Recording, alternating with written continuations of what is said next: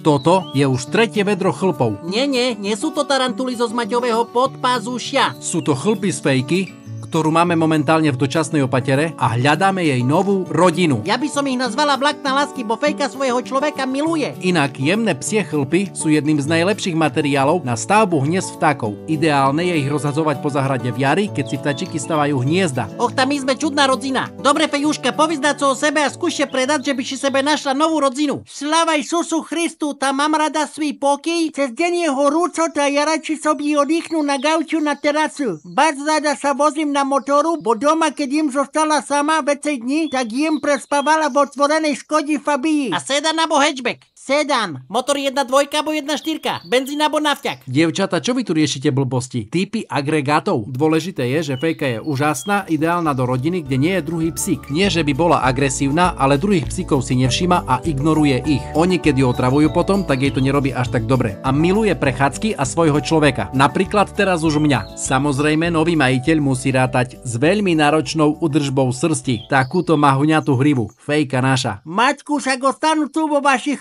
byvatí, keď ma máš rád a ja tebe. Nie, nezostaneš, bo minule som vdýchla tvoj dlhý chlup a jeden koniec mi styrčal z nosa a druhý z rici. Joj, pampite tvoje príbehy. Kus prifarbené, no a co? Zaujemcové o adopciu. Fejka je perfektná natúra. Píšte mi maila.